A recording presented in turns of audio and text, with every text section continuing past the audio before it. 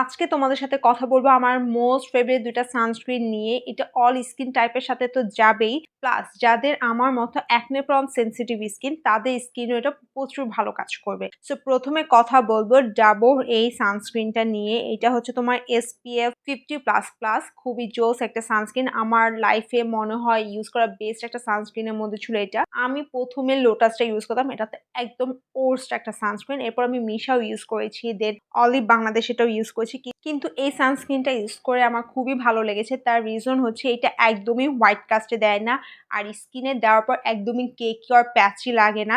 একদম স্কিনের সাথে অ্যাবজর্ব হয়ে যায়। কোনো প্রকার অয়েল প্রডিউস করে না। এটা আমার স্কিনে এত জোস ভাবে স্যুট করেছে যা আমার স্কিনে দেওয়ার পর আমাকে কালচেও লাগতো না। খুবই সুন্দর একটা লুক দিত। আমি তোমাদের অ্যাপ্লাই করে দেখিয়ে দিচ্ছি। জাস্ট দেখো কত জোস লাইট ওয়েট একটা সানস্ক্রিন। এরপর কথা বলা যাক মোস্ট ভাইরাল সানস্ক্রিন স্কিন 1004 সেন্টেলার সানস্ক্রিনটা। এইটা তো কি বলবো, ওয়ান অফ দ্য বেস্ট সানস্ক্রিনের মধ্যে একটা। নাও আমি এটা প্রেমে পড়ে গেছি, এত জোস একটা সানস্ক্রিন। এটা তোমার তুলনামূলক একটু লাইট ওয়েট তোমার ডাবর চাইতে।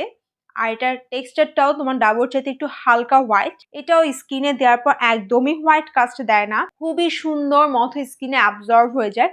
আর সবাই জানো স্কিনে কিন্তু তোমার সানস্ক্রিন দেওয়ার নিয়ম হচ্ছে ২টা ফিঙ্গারে সমান সানস্ক্রিন নিয়ে তারপর অ্যাপ্লাই করতে হয়। সানস্ক্রিনটা না এই পরিমাণ নেওয়ার পর স্কিনে অ্যাপ্লাই করার পর কিন্তু স্কিনে কোনো প্রকার হোয়াইট কাস্ট দেয়নি। একদমই ব্লেন্ড হয়ে গেছে। কোনো প্রকার ঘাম তারপর অয়েল প্রডিউস হয় না। একদমই বেস্ট একটা ফিনিশ। এখানে এই ভিডিওটি শেষ করছি। Thanks for watching. আল্লাহ হাফেজ।